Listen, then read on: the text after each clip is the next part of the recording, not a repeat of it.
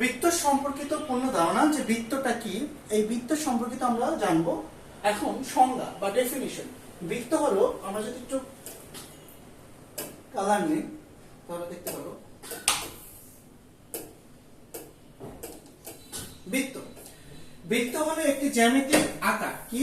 একটি জ্যামিতিক আকার। বৃত্ত হলো একটি জ্যামিতিক আকার। বৃত্ত হচ্ছে এটা।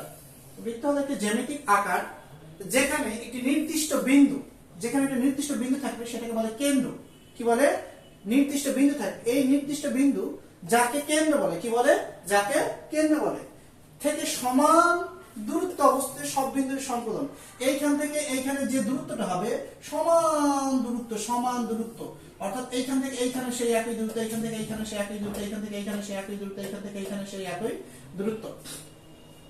বৃত্ত হলো একটি জ্যামিতিক আকার। বৃত্ত হলো একটি জ্যামিতিক আকার যেখানে একটি নির্দিষ্ট বিন্দু যাকে কেন্দ্র করে, যাকে কেন্দ্র বলে, যাকে কি বলে? কেন্দ্র বলে, থেকে সমান সমান দূরত্ব অবস্থিত সব বিন্দুর সংকলন। সব বিন্দুর কি? সংকলন। বৃত্ত হলো একটি জ্যামিতিক আকার যেখানে একটি নির্দিষ্ট বিন্দু অবশ্যই থাকবে যাকে কি বলি? আমরা কেন্দ্র বলি। এই কেন্দ্র থেকে এই রাস্তাটা অর্থাৎ দূরত্ব কি হবে? সমান হবে। এরপরে আমরা আসি মূল উপাদানগুলো কি কি। বৃত্তের মূল উপাদানগুলো কি কি? একটা বৃত্তের মূল উপাদান কেন্দ্র অবশ্যই থাকবে। যদি এইটা কোনো বৃত্ত হয়, এইটা কোনো বৃত্ত হয়, অবশ্যই কি থাকবে? কেন্দ্র থাকবে। বৃত্তের মাঝখানে একটি নির্দিষ্ট বিন্দুকে কি বলে? কেন্দ্র বলে। বৃত্তের মাঝখানে একটি নির্দিষ্ট বিন্দুকে কি বলে? কেন্দ্র বলে। ব্যাসার্ধ, যেটাকে বলি আমরা রেডিয়াস। কেন্দ্র থেকে, এই যে কেন্দ্র থেকে এই পর্যন্ত যে দূরত্ব, সেই দূরত্বটাকে কি বলে? ব্যাসার্ধ বলে। এই পর্যন্ত দূরত্বটাকে কি বলে? ব্যাসার্ধ বলে। কেন্দ্র থেকে বৃত্তের পরিধি পর্যন্ত। এখন পরিধি কি? সাধারণত বৃত্তের চারপাশের যে সম্পূর্ণ রাস্তাটা, সেই রাস্তাটাকে পরিধি বা পেরিমিটার বলে। এই রাস্তাটাকে পরিধি বলা হয়। কি বলা হয়? পরিধি বলা হয়। কি বলা হয়? পরিধি বলা হয়। কি বলা হয়? পরিধি বলা হয়। আর এই কেন্দ্র থেকে পরিধি পর্যন্ত দূরত্বটাকে কি বলা হয়? ব্যাসার্ধ বলা হয়। কি বলা হয়? ব্যাসার্ধ। ব্যাস কি? ব্যাস হচ্ছে এই কেন্দ্র দিয়ে দুই পাশের যে মোট দূরত্ব, অর্থাৎ পরিধিকে যে দুই পাশে টাচ করে, সেই টোটাল দূরত্বটাকে কি বলা হয়? ব্যাস বলা হয়। টোটাল দূরত্বটাকে কি বলা হয়? ব্যাস। তার মানে আমরা বুঝতে পারি যে ব্যাস হচ্ছে ব্যাসার্ধের দ্বিগুণ। ব্যাস হচ্ছে কি? ব্যাসার্ধের দ্বিগুণ। তাহলে ব্যাস হচ্ছে ব্যাসার্ধের দ্বিগুণ। আবার ব্যাসার্ধ হচ্ছে ব্যাসের অর্ধেক। ব্যাসার্ধ হচ্ছে ব্যাসের অর্ধেক। তারপরে হচ্ছে ব্যাস গেল, যেটাকে ডায়ামিটার বলে। বৃত্তের এক পাশ থেকে আরেক পাশে কেন্দ্র অতিক্রম করে, বৃত্তের এক পাশ থেকে, যদি আমরা এখানে দেখাই, বৃত্তের এক পাশ থেকে আরেক পাশে কেন্দ্র অতিক্রম করে যে দূরত্বটা, সেই দূরত্বটাকে কি বলা হয়? অতিক্রম করে টানা সরলরেখাটি দুইটি ব্যাসার্ধের সমান এই দূরত্বটাকে বলা হয় ব্যাস। আমরা যদি পরেরটা যাই, পরিধি কি? পরিধি আমরা এই যে বৃত্ত অঙ্কন করলাম, এই কেন্দ্র, এই চারপাশের এই দূরত্বটাকে কি বলা হয়? পরিধি বলা হয়। কি বলা হয়? পরিধি বলা হয়। অর্থাৎ বৃত্তের বাহিরে ঘেরা লাইন, বৃত্তের বাহিরে ঘেরা লাইন। জ্যামিতিক ক্ষেত্রফল, বৃত্তের ভিতরের জায়গাকে, এই যে ভিতরের যে জায়গাটা আছে, এই জায়গাটাকে বৃত্তের ক্ষেত্রফল বলা হয়। জায়গাটাকে কি বলা হয়? বৃত্তের ক্ষেত্রফল বলা হয়। জ্যামিতিক ক্ষেত্রফল, বৃত্তের ভিতরের জায়গা। অর্থাৎ এই বৃত্তের ভিতরের যে জায়গাগুলো আছে, সেই জায়গাগুলোকে কি বলা হয়? বৃত্তের ক্ষেত্রফল বলা হয়। এবার আসি স্পর্শক, যেটাকে ট্যানজেন্ট বলে। বৃত্তকে একমাত্র এক বিন্দুতে ছুঁয়ে যায় এমন সরলরেখা। আমরা এই যে বৃত্ত আছে, এই বৃত্তটাকে যদি কোনো সরলরেখা একটা বিন্দুতে স্পর্শ করে যায়, সেটাকে স্পর্শক বলে। আর একটা সরলরেখা একটা বৃত্তকে একবার স্পর্শ করতে পারবে, অর্থাৎ একটা বিন্দুতে স্পর্শ করবে। এই সরলরেখাটা, এই হচ্ছে স্পর্শক। এই হচ্ছে কি? স্পর্শক। বৃত্তকে একমাত্র এক বিন্দুতে ছুঁয়ে যায় এমন সরলরেখা, সেটাকে বলে স্পর্শক। সেটাকে কি বলে? স্পর্শক। স্পর্শক মানে বাহির থেকে টাচ করবে, আমাকে একটা সরলরেখা স্পর্শ করে যাবে, একটা বিন্দুতে স্পর্শ করতে পারবে। এখন আমাদের মনে হইতে পারে এখানে অনেকগুলো বিন্দু, না, আমরা যদি জুম করি বা হচ্ছে অনেক নিখুঁত ভাবে দেখি, সেটা একটা বিন্দু। এর পাশে ছেদক কি? বৃত্তকে দুইটি বিন্দুতে ছেদ করে এমন সরলরেখা। একটা বিন্দু ছেদ মানে মাঝখানটা চলে যাবে, অর্থাৎ একটা সরলরেখা ছেদ করছে। কয়টা বিন্দুতে ছেদ করছে? একটা সরলরেখা একটা বৃত্তকে সর্বোচ্চ দুইটা বিন্দুতে ছেদ করতে পারে। সর্বোচ্চ কয়টা বিন্দুতে ছেদ করতে পারে?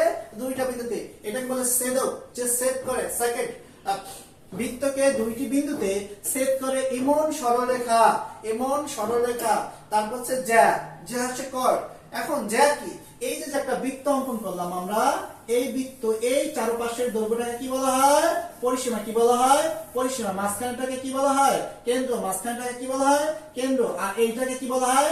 ব্যাসার্ধ। এটাকে কি বলা হয়? ব্যাসার্ধ, ব্যাসার্ধ। আর কেন্দ্র দিয়ে যে জিনিসটা যাবে সেটাকে কি বলা হয়? ব্যাস বলা হয়। কেন্দ্র দিয়ে যে জিনিসটা যাবে সেটাকে কি বলা হয়? ব্যাস বলা হয়, দুই পাশে। আর মাঝখানে জায়গাটাকে কি বলা হয়? ক্ষেত্রফল বলা হয়। আর চারপাশে এই দৈর্ঘ্যটাকে কি বলা হয়? পরিধি বলা হয়। এখন জ্যা কি? জ্যা হচ্ছে এই যে পরিধির সাথে যে কোনো টাচ, পরিধির সাথে যে কোনো টাচ, এইটা একটা জ্যা, এইটা একটা জ্যা, পরিধির সাথে যে কোনো টাচ, যে কোনো, অর্থাৎ এই যে কেন্দ্র পরিধির সাথে এইভাবে টাচ করলো, এইটা একটা জ্যা, পরিধির সাথে এইভাবে টাচ করলো, এটা একটা জ্যা। আচ্ছা, কেন্দ্র দিয়েও যদি যায় সেটাও জ্যা। তবে মনে রাখতে হবে বৃত্তের সর্বোচ্চ জ্যা মানে সবচেয়ে বড় জ্যা হচ্ছে ব্যাস, সবচেয়ে বড়। কারণ জ্যার শর্ত হচ্ছে দুই সাইডে পরিধির সাথে কানেকশন করতে হবে, দুই সাইডে পরিধির কানেকশন করতে হবে।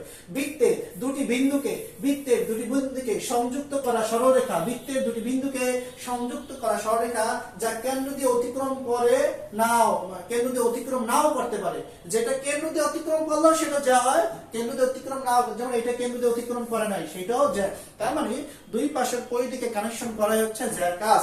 সেটা কেন্দ্র দিয়ে গেলেও যা, কেন্দ্র দিয়ে না গেলেও যা। এটা হচ্ছে খণ্ড। খণ্ড মানে কি? সেগমেন্ট। একটি জ্যা দ্বারা কাটা বৃত্তের অংশ। এই যে মনে করি এটা বৃত্ত, এই জ্যা দ্বারা আমি বৃত্তের এই অংশটাকে বলা হয় খণ্ড, এই অংশটাকে বৃত্তের খণ্ড। এরপর চাপ, পরিধির এক অংশ, পরিধির কি? এক অংশ। এখন চাপ কি? চাপ হচ্ছে এই জায়গাটাকে চাপ বলা হয়, বৃত্তচাপ এ বি। অর্থাৎ আমি এই এ বি জ্যা দ্বারা যে অংশটা কাটলাম, এই পরিধি যতটুকু অংশ কাটা পড়ছে, সেই কাটা পরিধির অংশটাকে কি বলা হয়? চাপ বলা হয়। কি বলা হয়?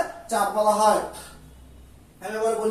আমি আবারও বলি, এইখানে এই যে একটা বৃত্ত, আমি একটা জ্যা টানলাম, এই এ বি যদি একটা জ্যা হয় তাহলে চাপ কোনটুকু? এইটুকু হচ্ছে খণ্ড। আর চাপ হচ্ছে এই যে পরিধি যতটুকু কাটা পড়ছে সেটাকে বলা হয় চাপ, দূরত্বটাকে। এরপর হচ্ছে গুরুত্বপূর্ণ ফর্মুলা। আমরা বৃত্তের যে গুরুত্বপূর্ণ ফর্মুলা গুলো আছে সেটা দেখবো। বৃত্তের গুরুত্বপূর্ণ ফর্মুলা কি? স্বাভাবিক, এই যে বৃত্ত, বৃত্তের চারপাশের দৈর্ঘ্যকে কি বলা হয়? পরিধি বলা হয়। পরিধি,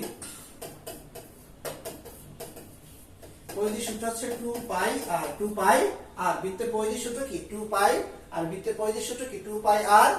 এই চারপাশের দৈর্ঘ্যটাকে আমরা পাই আগেই পড়াইছিলাম। পাই কি? পাই হচ্ছে একটা ধ্রুবক। আর হচ্ছে ব্যাসার্ধ। আর কি?